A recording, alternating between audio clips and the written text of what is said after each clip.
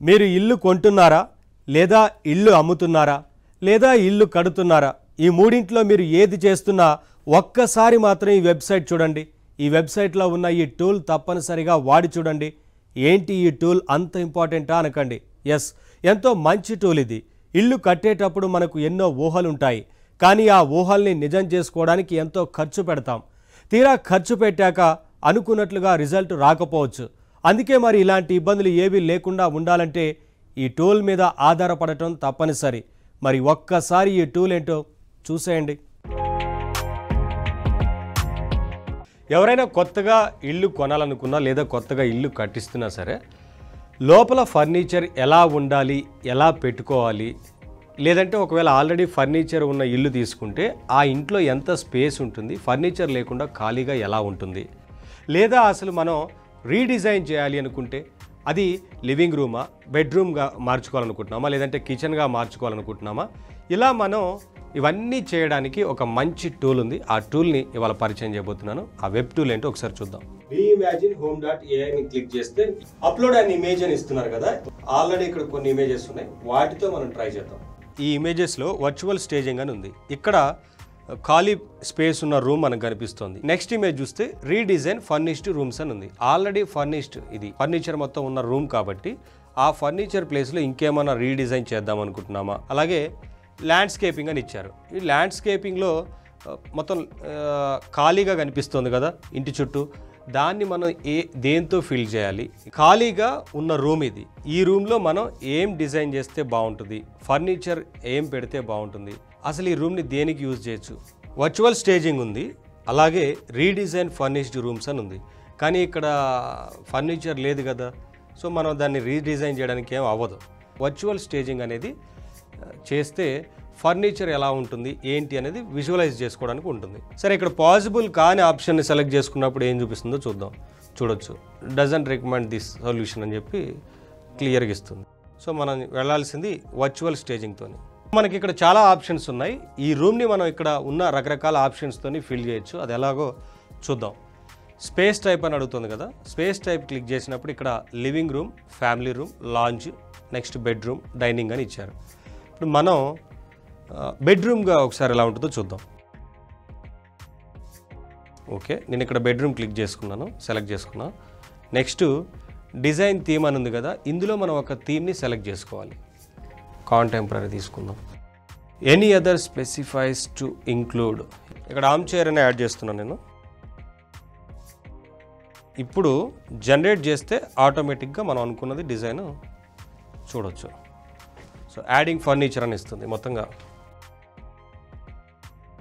ఇది మనం ఇచ్చిన పిక్చర్, మొత్తంగా మనం ఇచ్చిన ఫోటో ఇది.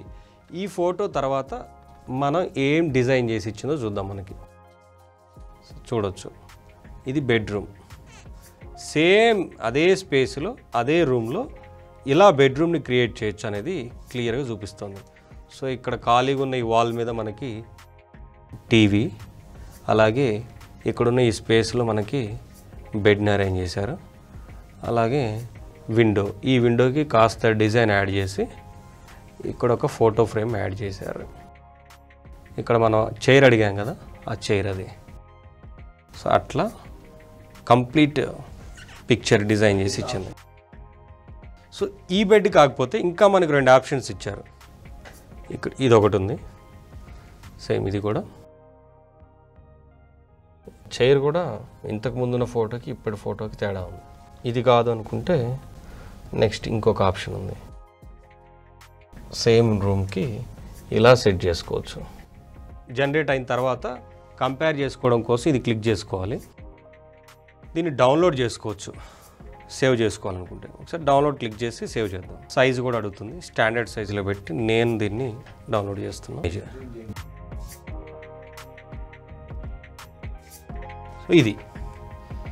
సో ఇప్పటివరకు మనం ఖాళీ రూమ్ చూసాం కదా. ఇప్పుడు ఫర్నిచర్ ఉన్న రూమ్ని ఇంకో రకంగా ఎలా డిజైన్ చేయాలి అనేది ఒకసారి చూద్దాం. ఇప్పుడు రీడిజైన్ ఫర్నిష్డ్ రూమ్స్కి వెళ్దాం. ఇందులో ఉన్న ఆప్షన్స్ ఏందో చూద్దాం. వర్చువల్ స్టేజింగ్ ఇంతకుముందు చేసాం కదా. రీడిజైన్ ఫర్నిష్డ్ రూమ్స్, దీనికి యాక్చువల్గా ఇది చేయాలి మనం. ఇప్పుడు ఇక్కడ ఉంది బెడ్రూమ్ కదా, అసలు ఈ బెడ్రూమ్ స్పేస్ మొత్తాన్ని కూడా మనం కిచెన్గా మారిస్తే ఎలా ఉంటుందో చెక్ చేద్దాం. సో నేను కిచెన్లోకి వెళ్తున్నా. డిజైన్ థీమ్ అడుగుతుంది కదా, మోడర్న్ సెలెక్ట్ చేద్దాం. Generate design.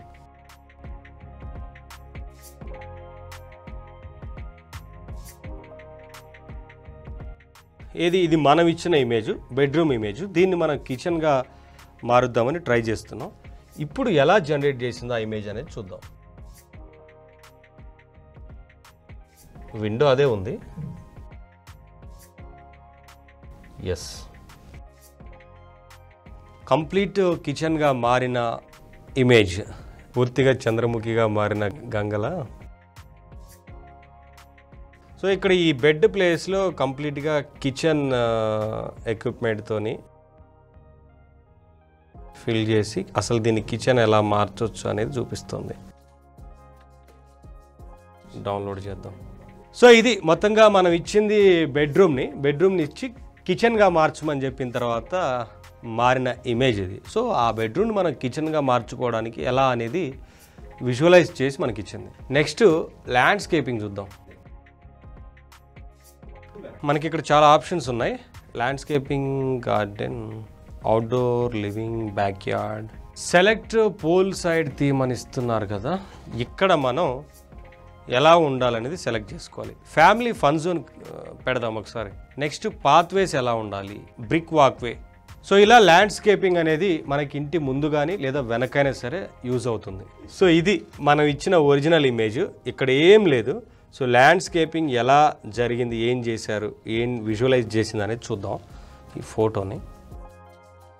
Yes, so pool అడిగాం, పూల్తో పాటు బ్రిక్ అడిగాం, పక్కన వాకింగ్కి పాత్, ఫన్ జోను. ఇంకా చూడాలంటే సో